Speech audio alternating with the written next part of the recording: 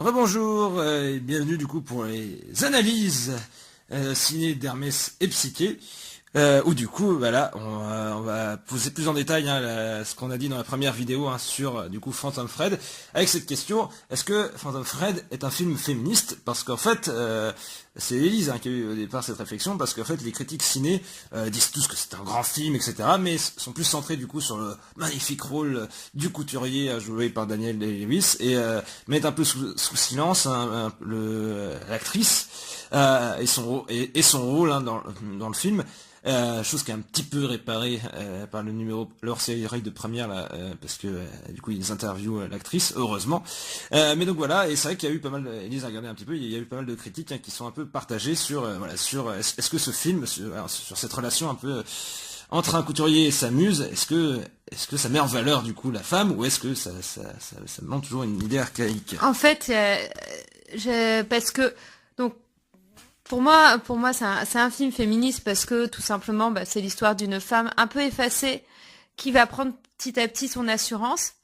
J'étais sensible aussi au fait que c'est assez fin, c'est-à-dire que elle fait pas la révolution, elle va pas arriver avec ses gros sabots. Non, elle fait les choses petit à petit, avec délicatesse, et elle s'affirme vraiment petit à petit. Et je trouvais que c'était plus réaliste que des films où on va avoir un personnage très rebelle qui va tout de suite s'affirmer, qui va poser les points sur la table. Là, non, c'est plus délicat que ça. Et en même temps, ce que j'ai vu, c'est qu'il y a aussi il y en a que certains qui disent oui, mais Alma, on ne sait rien sur elle. On ne sait pas, on ne sait rien de sa famille, on ne sait pas son âge, on ne sait pas d'où elle vient, on ne sait absolument rien d'elle, si ce n'est. Elle est serveuse dans un bar, dans un pub, et Voilà. Et sinon, on ne sait que des choses qui ont rapport à sa relation avec le couturier. Et donc certains disaient, ça montre bien qu'au final, il n'est pas si féministe que ça, parce qu'elle n'est vue que dans sa relation à l'homme. Pour moi, pour moi, justement, le fait qu'on ne sache rien sur elle est intéressant parce que, justement, elle devient presque la représentation de n'importe quelle femme dans cette situation, et de la manière dont une femme qui est tombée amoureuse d'un homme qui est un peu de la vieille école et un peu macho, comment elle va réussir à s'affirmer. Donc pour moi, au contraire, le fait qu'on n'ait aucune indication sur elle, ça généralise le propos. Tout à fait, et c'est un peu notre clé de lecture à Élise et à moi, c'est que finalement le film montre, donc là bien sûr on spoil, je l'avais dit dans l'autre vidéo, c'est vraiment les analyses on spoil à fond, mais c'est comment finalement une femme arrive à mater un homme qui au début voilà il dirige tout, il en a, enfin voilà, la femme ne doit pas, sa copine ne doit pas au début voilà ne doit pas faire de bruit, ne doit quand il réfléchit, et les rôles sont bien définis, et au fur et à mesure du film du coup est-ce que tu veux parler de l'affiche? Parce que l'affiche, elle est chouette pour ça. oui, parce que du coup, c'est toi qui t'y connais mieux en anglais, mais effectivement, l'affiche, je vais la mettre en image en même temps. Vous avez l'héroïne qui est devant, et le couturier qui est derrière, un peu fantomatique. Oui, et ça, c'était un.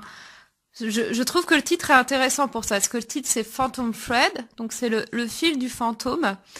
Et pour moi, le fantôme, c'est trois personnages dans le film. Alors déjà, le point de vue le plus évident, c'est que le couturier parle à sa sœur de leur mère qui est décédée en disant j'ai parfois l'impression que son fantôme est là. Et effectivement, dans le film, à un moment, on va voir le fantôme. Donc le fantôme, voilà, c'est d'abord le fantôme de sa mère, donc une femme. Ensuite, le fantôme, ça peut être Alma, la muse, parce que c'est sa position, c'est-à-dire qu'en tant que muse, elle doit s'effacer. Elle est là pour porter des vêtements, ça c'est tout le problématique de tout mannequin, et donc comme elle porte des vêtements, elle s'efface derrière ses vêtements. Donc bref, elle est fantomatique. Et puis le fantôme, ça peut, pour moi, c'est aussi ce couturier, parce que, alors déjà, ce que je trouve intriguant, c'est le choix du mot fantôme, parce que fantôme donc fantôme en anglais, c'est un mot moins courant que ghost, c'est un mot aussi plus daté.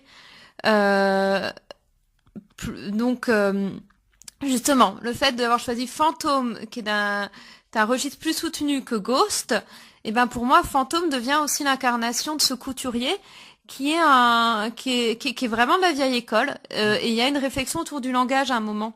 Tu veux en parler? Non, vas-y. Non? Sur un moment, en fait, il se fâche parce que sa sœur lui dit qu'il y a des personnes qui préfèrent des couturiers plus chics. et il s'énerve contre le mot chic en demandant quel est ce mot, en disant qu'il ne le comprend pas. Donc voilà, donc le fantôme, c'est lui aussi. C'est lui en tant que comme macho du vieux monde qu'il va devoir changer.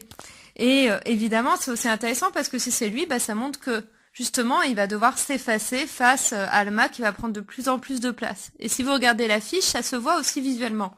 Tout à fait. Et on terminera, je terminerai avec moi la scène qui m'a le plus marqué, c'est vers la fin.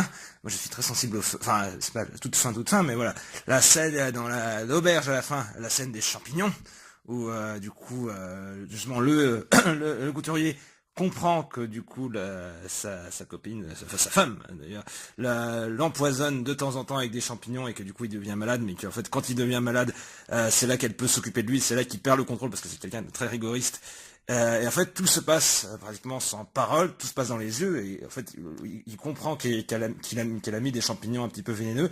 Et tout ce passage avec la fourchette où on sait pas s'il va manger ou pas l'omelette, et du coup à la fois il se sert de la fourchette pour du coup il va manger l'omelette et en même temps il va se servir de la fourchette en la pointant vers sa femme en disant je sais ce que tu es en train de faire mais je l'accepte. Et justement c'est là pour moi que effectivement Élise a raison, c'est que du coup c'est là où l'homme reconnaît que sa femme le domine et accepte cette soumission. Et voilà, avec la fourchette, il dit je sais que c'est toi, et en même temps, j'accepte d'être sous ta domination, et tout ça par les champignons. Tu veux parler de la dernière scène aussi? Oui, mais il est déjà à 6 minutes 38, donc non, mais rapidement. Du coup, la dernière scène m'a pas marqué. Bah, moi, je trouve que elle va dans ce sens-là. La dernière scène, il est en train de l'habiller et elle est debout et lui, il est à genoux. Et oui. Voilà, ça veut tout dire pour moi sur le fait qu'il a accepté la domination de sa femme. Voilà, et oui, c'est vrai que du coup, c'est elle qui a pris le pouvoir. C'est le modèle a pris le pouvoir sur le créateur. Donc voilà un petit peu ce qu'on voulait dire sur ce film. J'espère que ça vous a plu et puis on essaiera d'en faire d'autres dès que des films nous ont intéressés ou horrifiés ou etc. Donc pas forcément en phase avec l'actualité, hein, vu qu'on regarde aussi beaucoup de vieux films. Mais voilà. Donc à bientôt pour de nouvelles aventures et peut-être qu'on essaiera de faire plus court la dernière fois, mais en même temps, on a tellement de choses à dire.